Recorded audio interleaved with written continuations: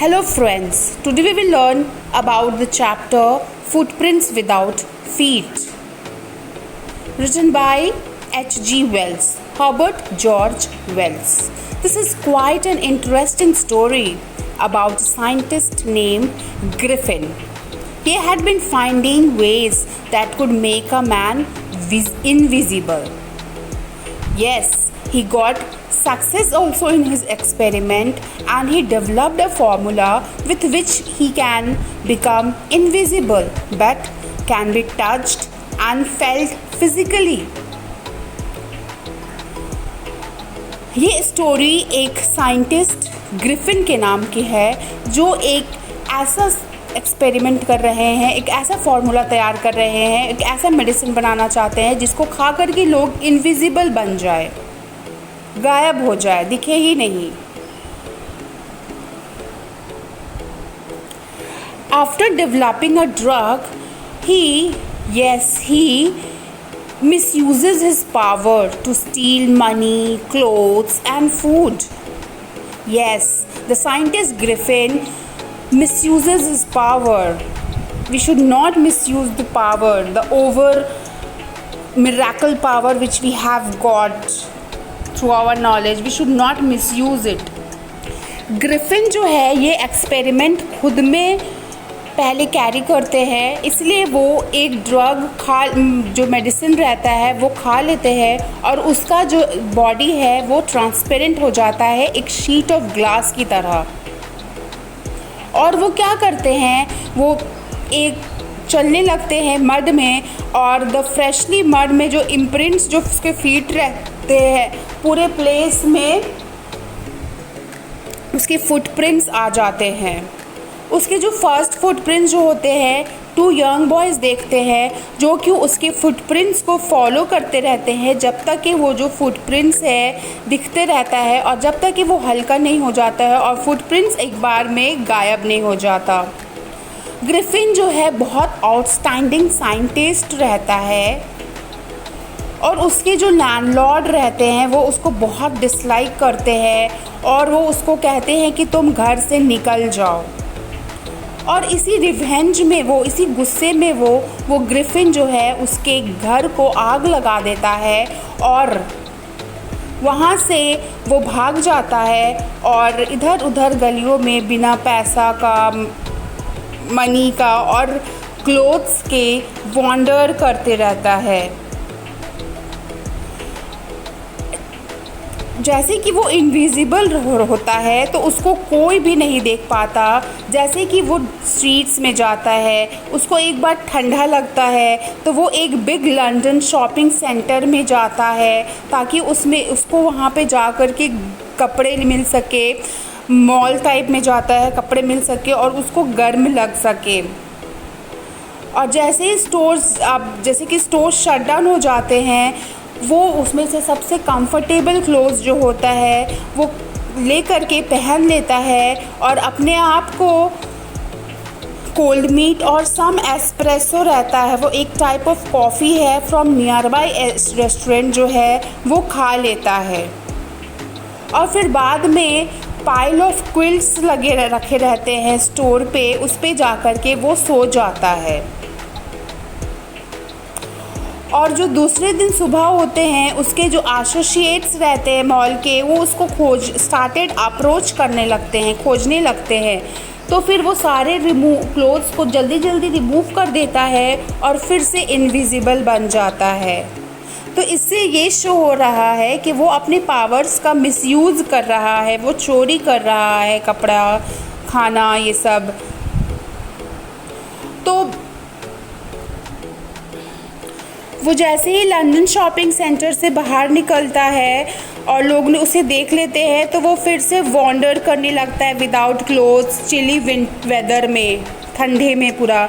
और उसको बहुत ठंड लग रही होती है, उसको फील हो रहा होता है कि वो मुझे बहुत ठंड लग रही है और वो डिसाइड करता है कि वो सब कुछ क्लोथ्स ले ले थिएटर कंपनी से. अब उसका नेक्स्ट टारगेट थिएटर कंपनी रहता है और वहाँ पे एक एप्रोप्रिएट शॉप वो देखता है और वहाँ का बैंडेज पहन लेता है, मीन्स अपने आप को डिस्गाइज कर लेता है, दूसरे रूप में बदल लेता है। बैंडेज लगा लेता है अपने पूरे फॉरहेड पे, सर पे, फॉल्स नोज़ लगा लेता है, डार्क ग्लासेस पहन लेता है और बिग बुशी साइड विस्कर्स पहन लेता है और ह्यूज हैट भी पहन लेता है। फिर उसके बाद शॉपकीपर के स्टोर में जाता है और उसके बाद सारा पैसा उसका चुरा लेता है। फिर बाद में उसको रियलाइज़ होता है कि ये क्राउडेड सिटी लाइक लंदन में रहना बहुत मुश्किल है मुझे, इसीलिए वो जाकर के इपिंग नाम का एक विलेज रहता है, वहाँ जाने का वो सोचता है। वो अपना ट्रेन बुक करता है लंदन से विलेज में और यहाँ आकर के एक लोकल इन में, एक होटल रूम में 2 रूम बुक करता है विलेज के। और उसके लिए क्वाइट अनयूजुअल एक्सपीरियंस रहता है विलेजर्स के लिए कि वो एक्सपेक्ट करे कि एक आउटसाइडर जो है, जिसका एक स्ट्रेंज अपीयरेंस है, वो यहाँ पर ठंडे में रहने आया है होटल में। मिसेस हॉल जो वाइफ रहती है, वो लैंडलॉर्ड जहाँ पे वो ठहरता है, लैंडलॉर्ड की जो वाइफ रहती है वो उसके साथ दोस्ती भी करना चाहती है, लेकिन जो ग्रिफिन है वो उससे बातें नहीं करना चाहता। इसे जल्द ही ग्रिफिन के जो मनी है वो सारे ख़त्म हो जाते हैं और वो चोरी करना शुरू कर देता है अपना आप ज़िंदगी सस्टेन करने के लिए। और उसकी सस्पिशियस अपीयरेंस के वजह से जो उसके जो इनके जो ओनर रहते हैं और उसकी जो वाइफ रहती है, वो चेक करती है उसके रूम को, जब वो नहीं रहता उनके रूम में, क्योंकि वो बात नहीं कर रहा किसी से, तो उसे लोग शक करते हैं कि कहीं ये बदमाश तो नहीं है। जब ग्रिफिन को पता चलता है कि मेरा रूम की जो है चेक किया गया है, तो वो आउट ऑफ एंगर जो है पूरे फर्नीचर ऑफ द इन को डैमेज कर देता है और फेंक देता है रूम के इधर उधर। और जब ओनर और उसकी वाइफ ये सब देखते हैं तो वो डर जाते हैं और सोचते हैं कि कोई स्पिरिट जो है, कोई आत्मा जो है यहाँ पे अराउंड में है, यहाँ पे चारों ओर क्या आत्मा है यहाँ पे हमारे रूम में।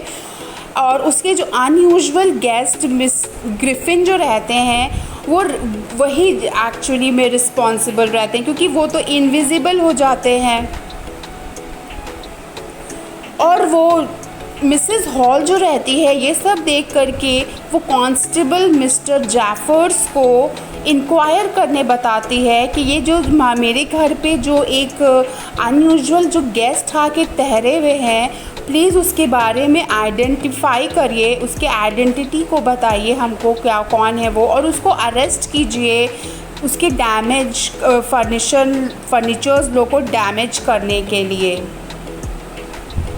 ये सुन करके ग्रिफिन जो है और गुस्सा हो जाता है और वो डिसाइड करता है कि वो अपना आइडेंटिटी को रिवील करेगा और वो अपना आप जो जितने भी कपड़े पहने हुए रहते हैं वो बैंडेज हटाने लगता है, विस्कर्स हटाने लगता है, स्पेक्टिकल्स हटाने लगता है, नोज़ हटाने लगता है। ये सब जो उसने वो थिएटर कंपनी से जो लेके लंदन में पहना था, वो सब जो उसने पहना था सारा जो है वो रिमूव करने लगता है। और जितने भी लोग वहाँ रहते हैं सारे लोग शॉक हो जाते हैं उसको देख करके, क्योंकि ये एक नॉर्मल ह्यूमन बीइंग नहीं है जो कि छुपा हुआ है बैंडेज पे। कांस्टेबल जो है ग्रिफिन को टच नहीं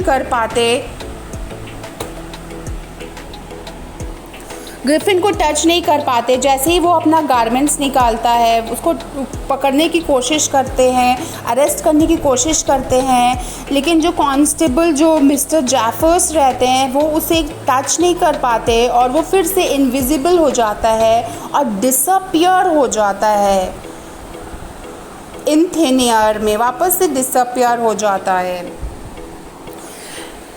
फ्रेंड्स, तो इस स्टोरी में ये कंक्लूजन निकलता है कि कैसे जो ह्यूमंस जो है अपनी ओन डिस्कवरीज़ का मिसयूज़ करते हैं।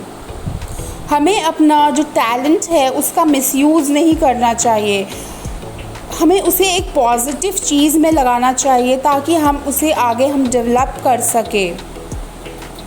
और हम लोगों को अपने टैलेंट का या नॉलेज का या जो कोई डिस्कवरी उसने एक्सपेरिमेंट किया था इनविजिबल का, वो हेल्प कर सकता था लोगों का, बट वो लोगों को और परेशान डिस्टर्ब करने लगा।